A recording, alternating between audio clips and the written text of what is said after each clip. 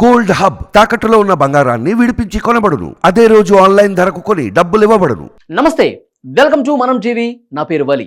సామాజిక మాధ్యమాల్లో కొంతమంది యూట్యూబర్స్ పెట్టినటువంటి పోస్టులు ఎంత అమానుషంగా ఉన్నాయంటే పిల్లల్ని పూర్తిగా అవమానపరిచే విధంగా, హింసకు గురి చేసే విధంగా, అంటే ఒక తండ్రికి ఒక కూతురికి కూడా సంబంధాన్ని అంటగట్టి పోస్టులు పెట్టి దాన్ని ఒక వీడియో, ఒక కామెడీ రూపంలో చిత్రీకరించి పోస్టులు పెడుతున్నారంటే అసలు ఏ స్థాయికి దిగజారిపోయారో అర్థమవుతుంది. వాళ్ళు ఇంకా యూట్యూబర్స్ చాలా ఫేమస్ అని చెప్పుకుంటూ ఉంటారు, కానీ వాళ్ళు ఇలాంటి వీడియోలు పోస్ట్ చేసి పూర్తిగా ఎలా వ్యవహరిస్తున్నారంటే అసలు వీళ్ళు మనుషులా లేకపోతే మనుషుల రూపంలో ఉన్న మృగాలా అని చెప్పి ఒక క్వశ్చన్ రేజ్ చేసే విధంగా వాళ్ళ చేష్టలు ఉంటాయి.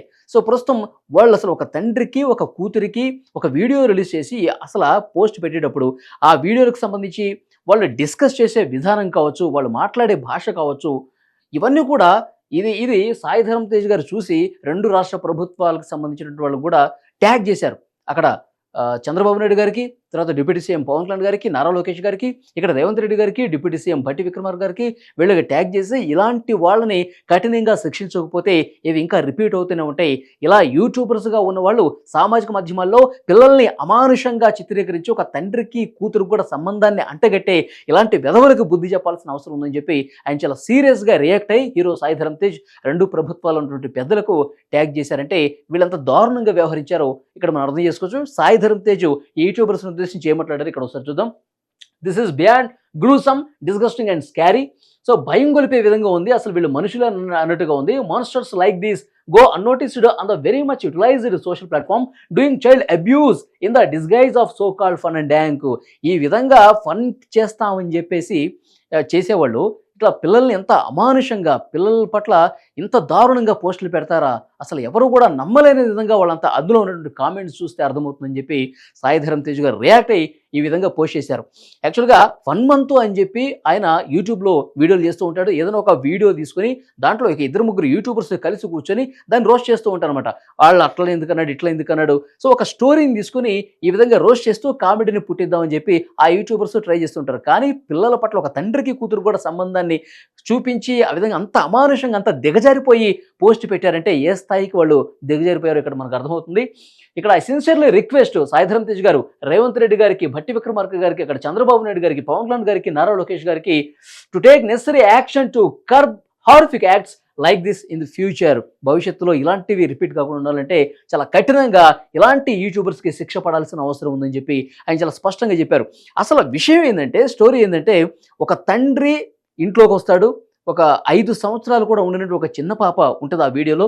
సో తండ్రి చాలా కోపంగా ఆ ఫేస్ కనిపిస్తూ ఉంటుంది, కానీ ఇట్లా బెల్ట్ తీస్తూ ఉంటాడు.